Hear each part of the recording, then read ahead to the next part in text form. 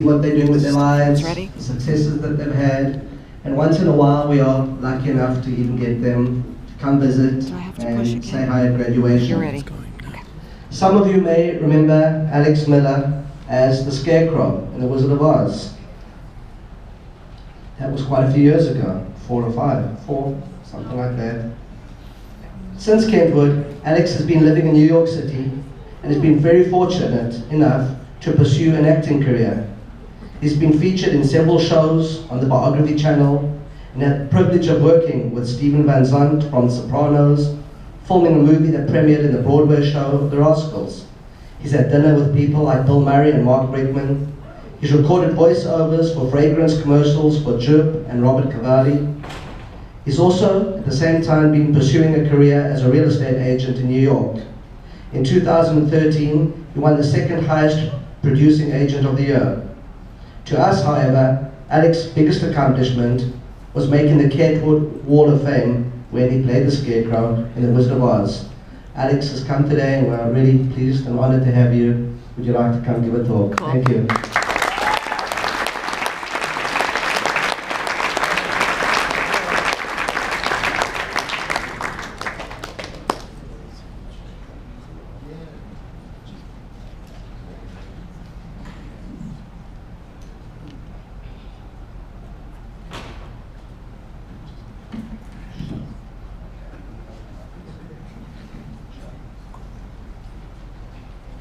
Thank you. I appreciate it. Thank you. It's really an honor to be here today. I wanted to share with you guys something that really just blew my mind, and I heard it the other day, and it's one thing, it's a big secret from me to you, and I promise that no one in this room has ever heard it before in your entire life. You guys ready? You can do anything you want to in life if you put your mind. You guys have heard it. You know, when I was here, I had the opportunity to be the Scarecrow in The Wizard of Oz, our school play. And it was a really great opportunity. It really paved the pathway for my life and where I'm at right now. And I'm now in New York City, pursuing my acting career, and soon to be LA. And what I realized about the Scarecrow is that he didn't have a brain, but he was 100% focused on getting one. He was willing to do whatever it takes to get one. And I realized that life is controlled by focus. You can do anything if you want to, if you're specific about what it is you're looking for. Wherever focus goes, energy flows. So find your life ambitions. Find something that makes you happy and stick to it. The Bible says, seek and you shall find. Perfect. We're on a roll. So most people, when they go into situations, they really do try things 100%. They really do. They go all out. They say, I want to do baseball. So they go out and they get all the gear. They get the jersey, the, what do you call it, baseball pants? Somebody help me out. Baseball pants, okay. They get the cleats, the bat, the mitt. They're ready to go. And they go on the field the next day, and they go to hit the ball, strike. Number 2, they try again, strike. Say, okay, I'm going to do this. I'm really determined now. Number 3, they strike out. They say, you know what? I'm really not made for baseball. I think I should try basketball. That's what I'm going to do. So they go out and they get the jersey, they get the shorts, they get the shoes, the goggles, and they're ready to go. And they start making faces in the mirror like, "Urgh." They're really ready to go. And they go on the court the next day, and they throw the ball, and it's going in the hoop every single time. And they say, see, I told myself I should be a basketball player. And they have one game where someone else on the team is just outperforming them. And they feel like they really just can't do it anymore. So they give up and they say, you know what, I'm going to go on to golf, because golf is an easy sport. I don't even have to run around the field. All I have to do is just stand there and swing this club. By the way, no offense to anybody who plays golf in this room. It's actually a very hard sport.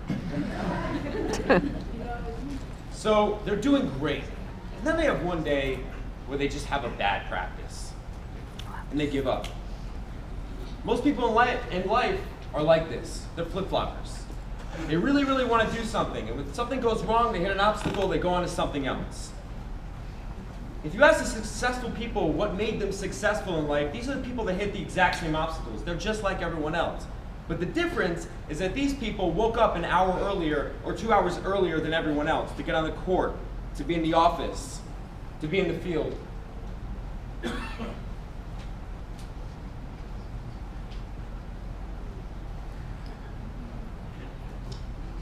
And when I was here at school, I remember working on I was performing as a scarecrow, and I remember working on my solo dance. I had to perform in a solo dance for the performance. And I was really nervous about it. I felt like I just couldn't do the dance, and it wasn't working out. And the night before the dance, I was agonizing over it in my living room, and I couldn't get the steps right, you know? But what I found is that when I changed my approach slightly, not by much, but when I changed my approach slightly to get it right, I had it right. I started filming myself to make sure which moves needed adjusting and which moves didn't. The next day I went out to perform, and I felt amazing on stage. Kentwood taught me how to change my thought process from, you know, I can't do this, to I need to do this. There's no other options. Repetition is the mother of all skill, and if it's one thing that pushed me forward in my life, it's having goals. Kentwood taught me how to ask the right questions. Not why can I do this, but how can I do this? How can I develop the best plan, the best course of action, the best routine that I can stick to every single day to push me towards my goals every single day? If you want to get in shape, tell yourself you're going to the gym 3 times a week. Do something 100%. What starts as a goal often continues as a habit, and most of our habits are actually bad habits. I can tell you that procrastination is something that definitely gets in the way of doing any of our goals. If you commit, do something 100%. Always strive to be the best. How many people in this room remember the number 2 in Apple, the person that was right under Steve Jobs? Anybody? Wozniak. Okay, that's good. Well, not many people remember the number 2 under Steve Jobs, but everyone remembers Steve Jobs. So always strive to be the best. Always strive to be the person that they remember. For any student, I can tell you that Kentwood has an amazing staff, and I'm not just saying that. I did have an opportunity to go by the school and visit with some of the newer staff members and some of the staff members that have been there for a while. And it really is an amazing staff. For all of us, whether you're a parent or whether you're graduating this year, or whether you're continuing for another year at Kentwood, we'll meet people throughout our lives when we leave this room today. We'll meet people that will influence our lives negatively and positively. And if I can give you one tip, it's to find someone that's really exceptional at something. When I wanted to go to New York and be an actor, I wanted to go to the best acting school that money could buy. I wanted to work with the best acting coaches. When I went into real estate, I wanted to work with the top team in New York City. There's no other alternative. So find someone that's really exceptional at something and model them to a T. It really saves you a lot of time when it comes to success. I came to this school an intelligent person, but I realized that I lacked my focus. And I had a lot of emotion, and emotion is a great thing because emotion is the force of life. But emotion is where it starts. And without a plan, you're just going on 60 million different tangents. Kentwood taught me how to have a plan, how to have a clear, concise goal, and develop a routine that pushes me towards my goals every day. While I was at school, I had the opportunity to be the scarecrow. And the scarecrow didn't have a brain, and I realized that I had a lot of trouble with my focus. But what I found is when I found things in my life that really got me excited, things that got me juiced, that got me really, really excited. Like at one time, I really wanted to upgrade my apartment in New York City. I wanted to move into this new building, this new construction building on Clinton Street in the Lower East Side, if anybody knows. Yeah, okay, good. And I really wanted to move in that building. I went by the building, I met with the super, I looked at the apartments, I spoke with the management company, even though I knew I couldn't afford it at the time. And what happens is that I was so focused on this that I was focusing on every single day. And I'd come home from work and I'd research the building and I'd research the area.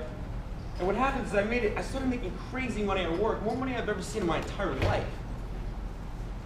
And consequently, I won second highest producing agent of the year in my company. And that's something that happened by accident. When I was here at the school, I discovered my passion, my love, acting, is what I'm pursuing today. And I made the wall here at school. My face is still up in the lobby, which is an unbelievable honor. But these are things that really happened because they came out of me naturally because I was focused, because I found something I loved. I found that by doing it, I love it. They weren't things that I was trying to do to myself. And to the graduating class of 2014, the graduating class of 2014, when I was sitting in your exact seat not too long ago, I knew exactly what I wanted to do for the rest of my life. It was very clear, it was very focused, and I knew that I wanted, 100% that I wanted to be an actor. And some of you know what you're going to do for the next month, the next week. Some of you know what you're going to do for the next year, the next 5 years, for the rest of your life. I think that's great. For some of you, it may come sooner. For some of you, it may take a little bit longer. That's okay. You might have to work a couple jobs, try a couple different schools, maybe experience a couple different courses, meet some new people, have a few more experiences. But I promise you, it definitely will come. Now, I know that a lot of you have accomplished things that have moved, no matter who you are, you've accomplished things that have moved you emotionally. Some of you play basketball. Some of you run races. Some of you play guitar. Some of you play piano. You probably found things along the way that have made you emotional, that have excited you. Continue to look for those things in life. Keep moving forward. Be unique, be yourself, and make a difference. So who remembers the secret I told to you earlier? Everyone all together now. Do anything. You can do anything like you put your mind to it. Excellent. Can we say it again, everyone? Perfect. Now you tell the secret. Thank you very much, graduating class of 2014. Thank you very much. It's been my pleasure to be here. I wish everyone in the audience, no matter who you are, from all the love in my heart, all the hope that the world can give you, and just keep pushing. Thank you.